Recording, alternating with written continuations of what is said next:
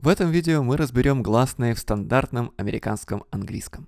Мы найдем 4 причины предпочесть американское произношение, узнаем, какие американские гласные мы каждый день произносим, когда говорим по-русски, поймем, почему названия долгие и краткие гласные могут только сбить с толку, и как на самом деле американцы различают овцу и корабль, и оценим, насколько точно передаются гласные в именах Брэд Питт и Бэтмен в русском языке. Сегодня нам будет помогать не только диаграмма гласных, но и мой друг-полиглот Саша Смирнов. Для него стандартное американское произношение родное. Те, кто учит английский язык, обычно выбирают между двумя стандартными акцентами – американским General American. и британским. Received pronunciation. Если вы еще не определились, то вот несколько аргументов в пользу американского произношения. Во-первых, 70% носителей английского живет именно в Соединенных Штатах, а из них 2/3 говорит на General American. А вот на RP, то есть эталонном британском произношении, говорят всего около 3% британцев. Во-вторых, Америка производит гораздо больше контента, и фильмов, и музыки, и американских видео на YouTube больше. В-третьих, фонетика в General American чуть-чуть проще, чем британская. Гласных фонем меньше, чем в RP. И четвертое. Канадское произношение очень похоже на стандартное американское, так что даже носители их часто путают. Поэтому, разобравшись с американским произношением, вы получаете еще и канадское почти бесплатно. В русском языке всего 6 гласных фонем, а в английском их в 2 с лишним раза больше. Зато русские гласные имеют по несколько вариантов произношения. Мы просто не обращаем внимания на разницу между ними. Поэтому почти все английские гласные мы можем найти в русских словах, если внимательно присмотримся. Раз многие английские гласные звучат похоже для русского уха, будем их обозначать по коротким ключевым словам. Например, E. гласный, Fleece. гласный. Kit. Эти слова предложил выдающийся британский фонетист Джон Уэллс. Их широко используют, так что и познакомиться с ними будет очень полезно. Гласные в английском, как это типично для германских языков, делятся почти поровну на 2 группы. Их по традиции называют краткими и долгими гласными. Но это достаточно условно. Да, есть акценты, например, в Австралии, в которых долгота некоторых гласных может влиять на смысл слова. Однако в американском английском главное различие между похожими гласными – это не долгота, а тембр. И нет пар слов, которые различаются только фактической длиной звука. Поэтому в транскрипции для американского английского долготу гласных обычно не указывают, то есть двоеточия не пишутся. Более точные термины – это не долгие и краткие, а напряженные и ненапряженные гласные. Tense and lax vowels. Ненапряженные гласные произносятся с более расслабленным ртом, поэтому и на диаграмме они расположены чуть ближе к центру, то есть к максимально расслабленному положению. Ну а настоящая долгота гласного – это сложная тема, она заслуживает отдельное видео. Мы будем двигаться по диаграмме гласных сверху вниз, от максимально закрытого рта до максимально открытого. Мы рассмотрим похожие гласные звуки парами. Так мы лучше поймем, как именно их различают американцы, ну и сами научимся слышать разницу между ними. А на десерт у нас будут дифтонги. Это такие звуки, где один гласный перетекает в другой. Первая пара похожих гласных – это напряженный E. как в слове Fleece. и ненапряженный как в слове. Kit. В русском языке оба аналогичных звука обозначаются буквой «и». Английский напряженный E. соответствует русскому ударному «и», как в слове «лис», но произносится более протяжно и губы широко улыбаются. Английский ненапряженный соответствует русскому безударному «и», как в слове «лиса», но произносится более расслабленно. Здесь важно не растягивать губы в улыбку и не поднимать язык слишком высоко к небу. Тогда будет хорошо слышно контраст. E. В русском языке мы не обращаем внимания на разницу между и. Для нас это один и тот же логический звук, то есть одна фонема. А вот в английском языке и это разные фонемы, потому что есть минимальные пары слов, которые различаются только этими звуками. Например, Sheep. Ship. если вы знаете украинский, то вам здесь легче, потому что в нем и это тоже разные фонемы. И вы не путаете буквы и слова kit, kit. Вторая пара похожих гласных – это напряженный, Ooh. как в слове, Goose. и ненапряженный, как в слове foot, В русском языке оба аналогичных звука опять обозначаются одной буквой – «у». И снова напряженный вариант встречается под ударением, как в слове «ухо», а ненапряженный – без ударения, как в слове «уха». Минимальная пара в английском языке. pool, pull, В западной части США, например, в Калифорнии, напряженный goose, съезжает вперед по диаграмме и произносится как центральный гласный «ы». goose, И такой звук в русском языке тоже есть. Его обозначает буква «ю» между мягких согласных, как в слове «люди». Единственное, что всегда удерживает «у» на месте, это звук «л». Перед ним «у» остается задним гласным даже в западных акцентах. pool, Мы спускаемся в среднюю часть диаграммы. Здесь нам будет полегче слышать разницу между гласными. Первая пара – это напряженный, a, как в слове, face, и ненапряженный, как в слове. dress, Тут носители русского языка хорошо чувствуют разницу. a,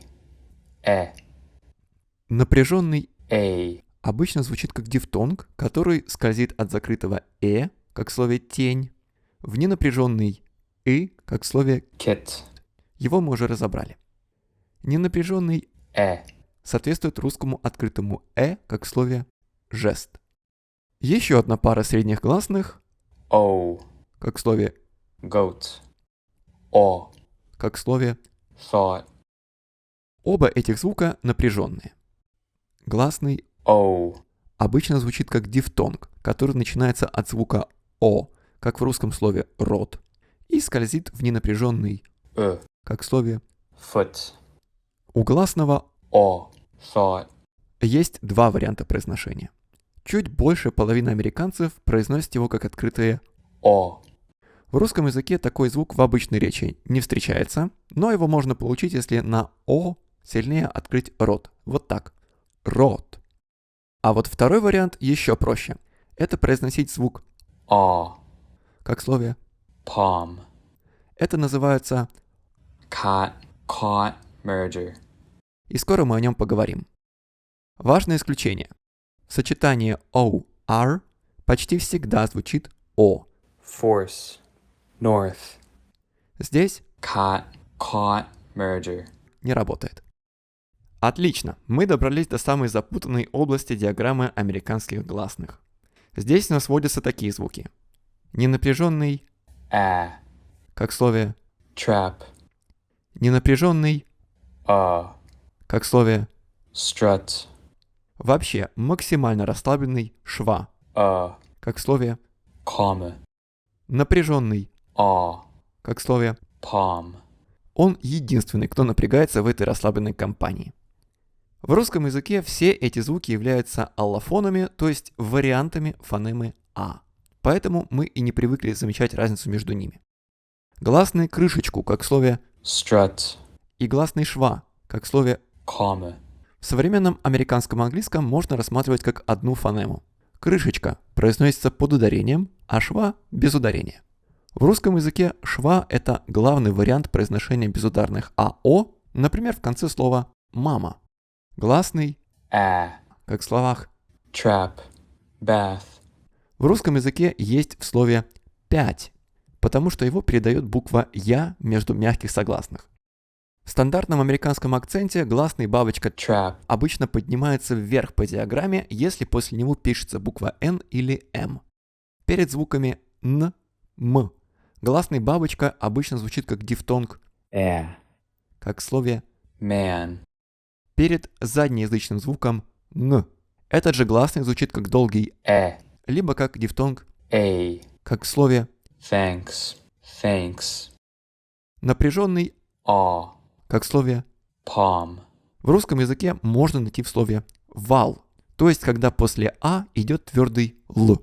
Русский «л» произносится с напряжением задней части языка, поэтому звук «а» оттягивается назад. И еще примерно 43% американцев вместо открытого произносят такой же звук, как в слове. palm, Получается, что для них слова «раскладушка» cat, и «поймал» caught, звучат одинаково, cat, поэтому это и называется caught, merger. Это такое себе экстремальное аканье. Это новая фишка в языке, и Саша тоже в тренде. Обычный русский «а», как в слове «мак», звучит как нечто среднее между всеми американскими гласными в словах. Trap, strut, palm. В английском языке разница между этими звуками существенная. Она может поменять смысл слова. Например, Cat, cut, caught. теперь мы можем оценить, насколько точно передаются гласные в имени Брэд Питт в русском языке. В оригинале Brad Pitt. звучат гласные Trap, «и», kit, а в русской передаче вместо них стоят dress. «и», Fleece, то есть оба звука мимо. Американец воспринимает слово «bread» с русским акцентом как bread, «хлеб», в котором действительно звучит гласный, dress. а вот в имени Batman, в американском английском звучит гласный trap, в двух вариантах. В bat, обычный, как в слове trap, в man, дифтонг, потому что после него идет «н». В русском слове «бэтмен» первый гласный это dress, а второй «и». kit, То есть оба опять попали не туда. Но зато получилось поймать неуловимый звук «и». Если после шва идет фонема, то вся эта комбинация звучит как единый звук, как в словах. nurse, letter, В словарях вы можете найти разные способы транскрипции для этого звука. Это не означает, что его предлагают произносить по-разному, это только вопрос конвенции. Нам осталось рассмотреть дифтонги. Итак, 3 однозначных дифтонга. Это I, как в слове, price, ow, как в слове, mouth, oi, как в слове. choice. Дифтонги I, price, ow, mouth, начинаются с гласного «а» и скользят в ненапряженные звуки kit, «и». foot, Дифтонг oi, choice. начинается с открытого «о».